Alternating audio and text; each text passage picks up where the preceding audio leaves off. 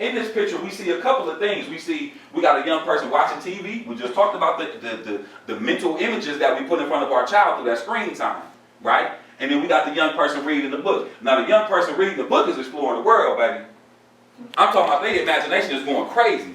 Their brain is forming new connections because when you read a book and you form an image in your mind of what you're reading, there are neurons that connect in your brain. Now, we're talking biology, family. I ain't trying to get too deep, but I'm trying to be real here, right? When you read a book, it stretches your imagination and it grows your brain power, literally. Not just saying, oh, I read a book so I'm smart. No, your brain can now function at a better capacity. In my mind, that square is a coffin. In my mind, it's a coffin. Not literally, but figuratively. We killing our kids' imagination. We killing their ability to sit still and pay attention to something because the screen time, maybe it's the TV, maybe it's the phone, computer, tablet, iPad, whatever have you. I even find myself doing it where I have moments where I'm just scrolling through Facebook and I might watch a video for like 3 minutes, then go to the next one, or 3 seconds, go to the next one, 3, 4, 5 seconds, and go to the next one. I'm like, Butler, slow down, fam.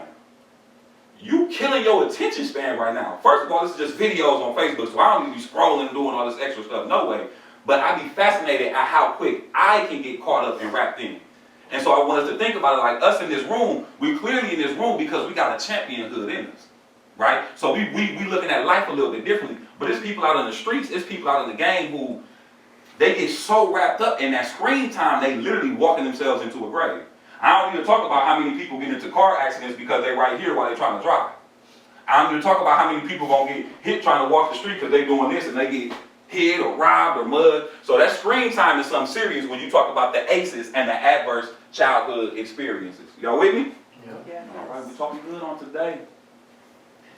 I want to teach y'all, I guess, a technique of mine that I use because a lot of the work that I do is very heavy in nature. We talk that trauma talk, we talk that poverty talk, we talk that, you know what I'm saying, overcoming talk, we talk that pain talk, because I believe the only way to overcome that thing is to address that thing, yes? Yes. And so one thing that I always find myself doing, when I have conversations, I tell the young people that I work with, we got this wait theory, wait. So obviously when you wait, you take a pause. We understand that. But for me, wait stands for what am I thinking and why am I thinking this?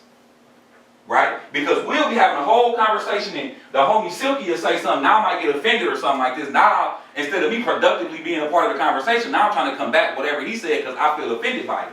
However, if I can pause, take a pause for the cause.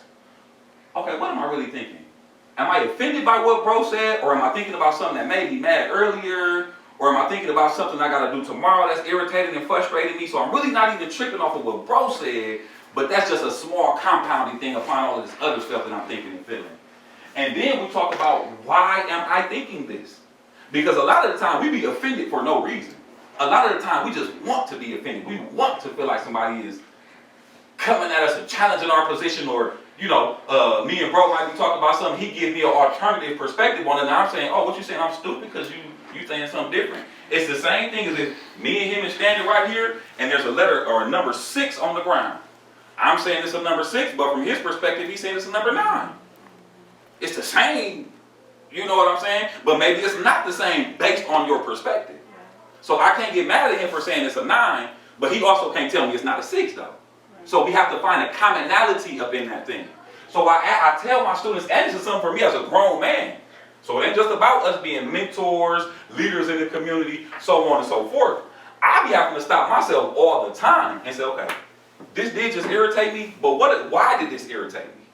Before I act upon that emotion, let me figure out why this now. If bro's saying something that's truly offensive, it ain't about acting out of emotion. It's saying, why am I thinking this? I'm thinking this because he just said something that was offensive to women. Or he just said something that was offensive to Asians. Or so on and so forth. But if I ask myself, why am I thinking this? And I'm thinking like, well shit, really I'm just hungry because I ain't ate all day. And I'm irritated because I was about to go get some food, but then I got called away and I got pulled over here. And myself, it ain't got nothing to do with bro. I didn't save us a lot of trouble if we pause for the cause and figure out, what am I thinking? And why truly am I thinking this?